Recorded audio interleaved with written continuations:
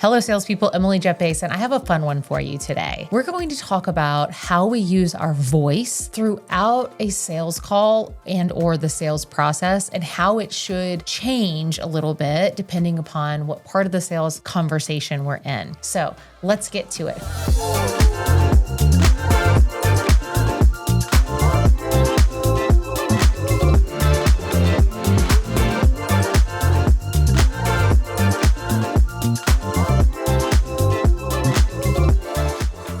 Who am I? I am a sales coach and trainer who works with some companies who you would probably recognize their names. And in order to win their business, I have to sell myself and my services. So I am very much a salesperson first. I'm in the trenches with you, selling every single day. And I get to, in my job, work alongside some incredible salespeople, witness what they do well, and then also coach and refine where needed. So let's get started. This topic, I think, is really fun because it's an opportunity where just about everybody can refine. It doesn't matter if you're new to sales or very experienced, because you've probably never spent a lot of time thinking about what is the tone of voice that I'm using in a sales call and what kind of emotion am I trying to convey with my voice. Let's think about a very early part of discovery. So we sit down for our very first conversation with a prospect. At that point, of course, I want to be friendly and open and warm and welcoming, but I also need to come across with what we will call equal business stature, which means I view myself as equal to that of my prospect. Now, I realize that oftentimes salespeople are selling to people who are in positions that have very much loftier titles than the salesperson. So maybe I'm just an AE, I'm just a salesperson, I'm just a BDR, but I'm calling on business owners, I'm calling on vice presidents, I'm calling on the C-suite. And all of that is true, but at the same time, as it pertains to the specific conversation that you're having, which is whatever it is that you sell, you are genuinely equals in that conversation. Even if we're selling to people with really big titles, they want to do business with people who come across as equal to them, and they don't want somebody who seems subservient. So I want to establish right out of the gate that I have a little bit of a down tempo to my voice. I've got a confidence in my voice. I've got an assuredness to my voice. And even in my body language, I'm relaxed but poised. That's the impression that I'm trying to give off right out of the gate. Now, as we move through the sales process, I'm going to at times get into pieces of the conversation that could be a little bit uncomfortable. Maybe I need to ask some really hard questions about, is doing nothing an option here? Or what else have you tried? And why do you think that didn't work? Or are you really committed to moving away from the incumbent? I mean, you've been working with them for 10 years. Is it really bad enough to make the switch? And I probably wouldn't say it in those words, although I might. But when I have to ask those harder questions, I still need to be confident, but the voice that I'm going to embody, we call it the nurturing parent voice, because nurturing parents ask hard questions always because they have our best interest at heart. The reason they're asking at these hard questions is because they want what's best for us, and they want to understand really what's going on so that they can help us or help us help ourselves. That's the tonality. And if you're not sure exactly what I mean about nurturing parent, think about kind of a contrast. Let's say that a kid is at the dinner table kind of flailing as kids do and knock their glass of water over. Well, a nurturing parent is going to say, oh, okay, honey,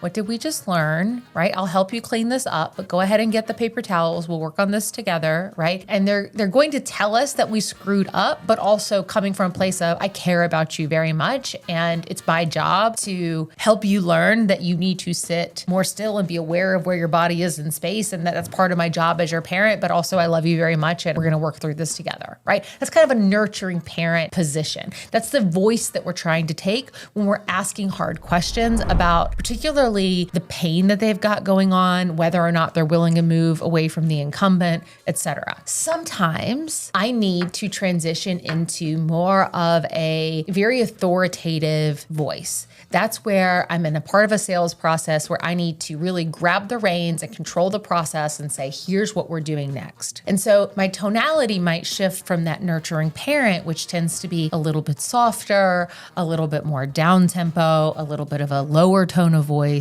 and just less loud. And I'm going to pick up my pace a little bit. I'm gonna say, all right, here's what I suggest we do from here. As I understand, you've got X, Y, and Z problem going on. And in order for us to figure out whether or not this is something that we can help you with, here's what we need to do next. Or maybe I need to share what pricing is going to be and make sure that they understand that I'm unapologetic about it. So based on what I'm seeing here, when you have outlined the problems that you're having, if we were to work together, you would be looking at investing anywhere between $10,000 and $20,000 over the course of 6 months. Is that reasonable for you? Where does that seesaw work out for you? This is the problem you've got. This is how much it costs to fix it. Where are we here? Do we need to keep talking, essentially? And so when I get into, let's talk about money, let's talk about what happens next, I went from a nurturing parent to like a surgeon who says, this is exactly what needs to happen. And I'm the expert in what I do. And so I know how to hold your hand through this. Do you trust me? I'll zoom out here. Have you ever thought about how your tone of voice can and should change throughout the sales process, depending upon what exactly it is that we're talking about right now? And I gave you just a few examples. I will say this, sometimes we have people say, to me, that seems a little bit manipulative or inauthentic. And to that I say, I realize why you might say that, but the truth is we do this as humans all the time. So if we think about when we go into a funeral, we're going to pull our tone of voice down, we're going to speak softer, we're going to speak often very much slower, we're going to pull in our body language, we're not flailing about and talking loudly at a funeral, because that is what's appropriate for the environment. When we're talking to our children, if we're having to have a tough conversation with them, we are changing